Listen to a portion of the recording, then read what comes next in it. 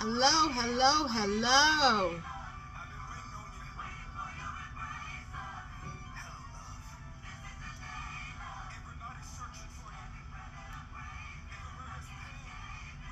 Hey everyone, welcome back to my channel. If you're new here, my name is Letitia, and today we're going to dive in a really important topic, life after cancer. Life after cancer and how it can affect your mental health. Whether you're a survivor, a friend, or a loved one, supporting someone understanding the emotional side of recovery is just as crucial as the physical journey. So let's get into it, shall we? So I want to first give a big shout out to a very special friend, Nathaniel Thompson. Cuts Up Barbershop in Baltimore, Maryland. He also understands cancer as a support with his mother. His mother passed away from colon cancer a few years back, and he's been a big advocate for cancer. So we're going to dive into it and give you, tips and tricks on how to overcome this. So before we begin, a quick disclaimer. I am not a licensed therapist or a medical professional. This video is based on research and shared experiences. For personal advice, always consult a healthcare provider or mental health professional. This is a safe space for discussion, and we're here to raise awareness and provide support, not medical advice. All right, so let's dip into it. The emotional roller coaster after treatment. So let's start with the obvious. Finishing cancer treatment is a huge achievement, but it can also feel overwhelming. People often assume that once the treatment ends, everything goes back to normal. But for many survivors, that's not the case. There's relief, of course, but it's also mixed with anxiety. You've been focused on fighting the cancer for so long that when it's over, you're left wondering, now what? There's this emotional roller coaster that can catch a lot of people off guard, and it caught me off guard. Some survivors feel a loss of identity. You've been a patient for so long that it's hard to figure out who you are without that label. Others may worry about the cancer coming back, and this can lead to constant anxiety or even depression. So I do have a part 1 video to surviving life after cancer, and that was after my first diagnosis. Since then, I've been diagnosed again with breast cancer 6 months after, and the second time I did face a lot of depression. I don't know. I don't know where it came from. Like, it spiraled down quickly, and it took a lot for me to come out that depression. And I did have a little bit of support, but a lot of people didn't understand. Jump back on that horse.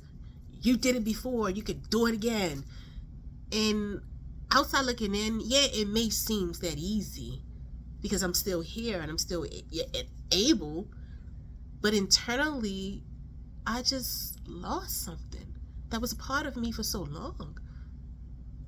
My identity is now have changed. And a lot of people don't understand. Oh, you're crying over a breast? No, it's not crying over a breast.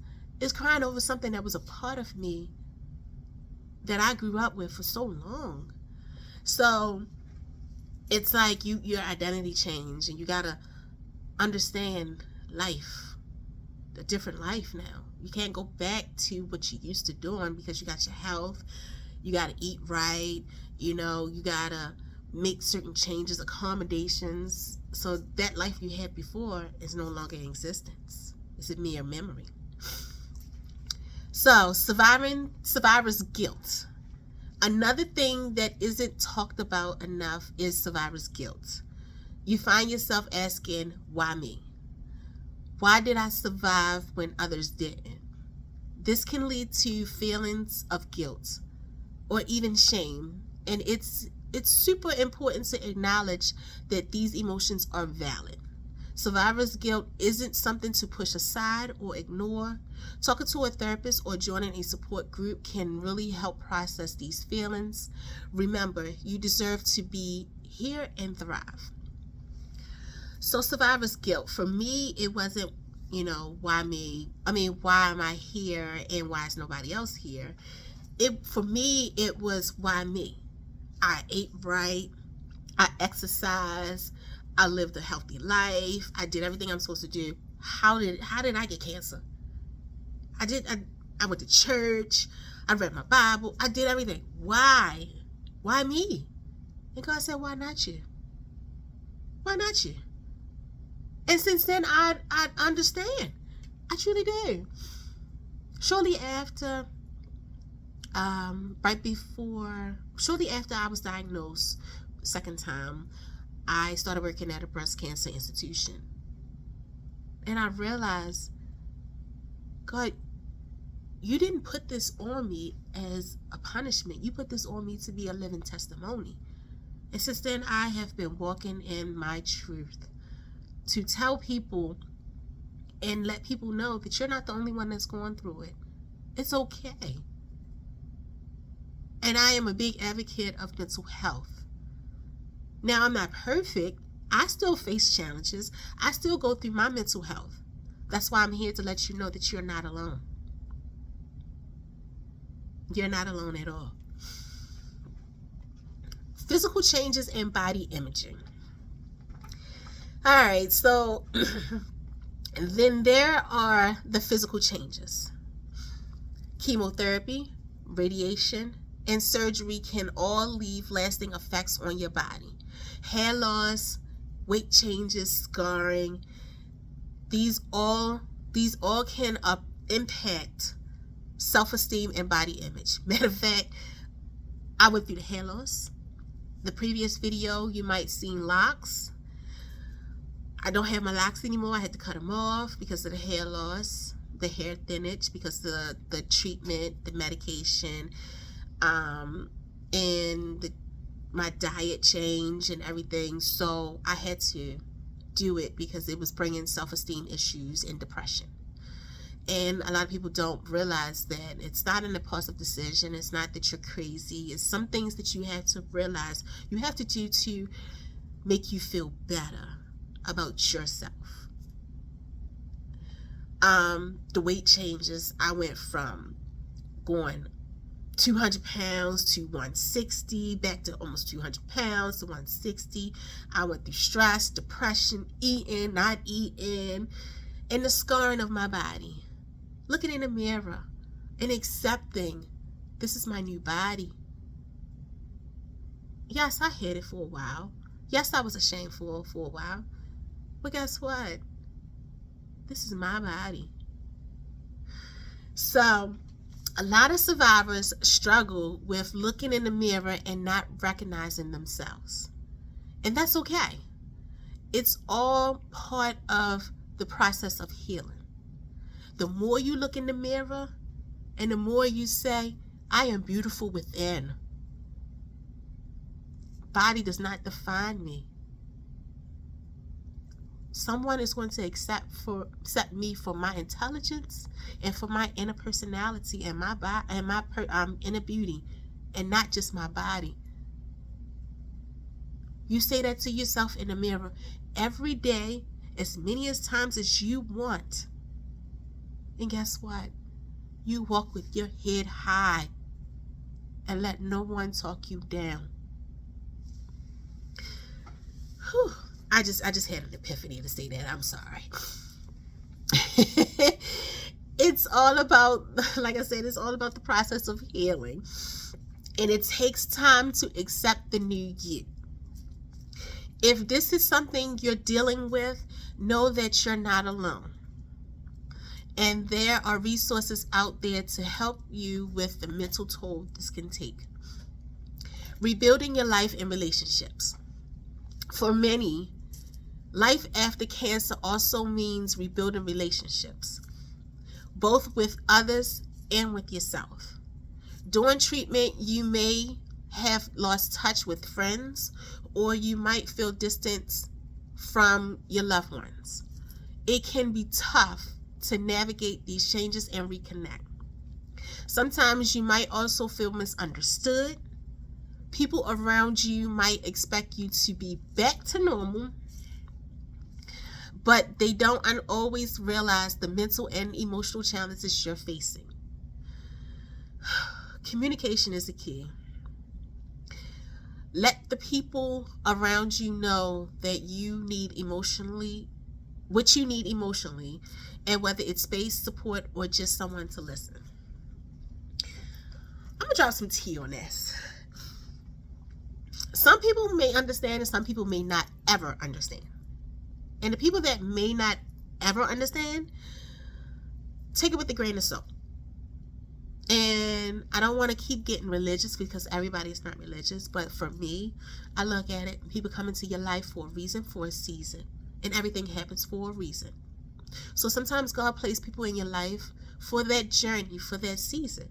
And when that season is up, and when that journey is up, for no explanation, the expiration date is gone. So sometimes people are not meant to walk with you in every journey. And some people may not ever understand that new journey that you're facing. And it's okay. It's all right. Because as you keep walking through this journey, this new journey of yours, guess what? You're going to meet more people like-minded like you. That's more understanding, more empathetic, and who understands and who cherishes and values your journey and your testimony. Again, walk your head held high, baby. Because you're not alone.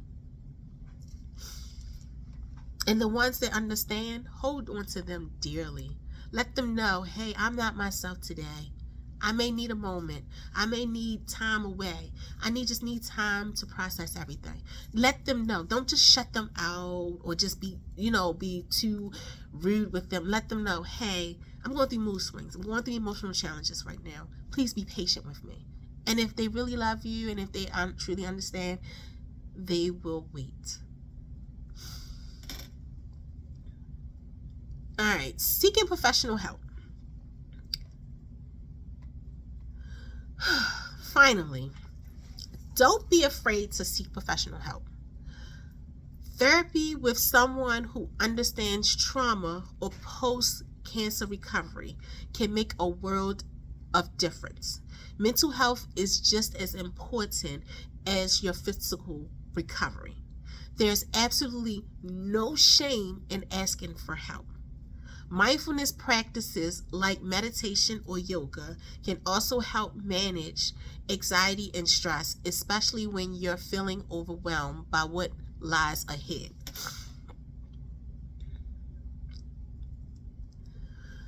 So, I go for walks. I go for long walks as many times as I need. Sometimes at work, I know I'm not supposed to, but sometimes I may say I'm going to a bathroom break and then walk up and down the hall or walk down the steps, walk up the steps, just to get that peace of mind, because sometimes your mind takes over. You start going backwards. You start thinking about, my life used to be like this. When I was doing this time of the year, I was doing this, but I can't.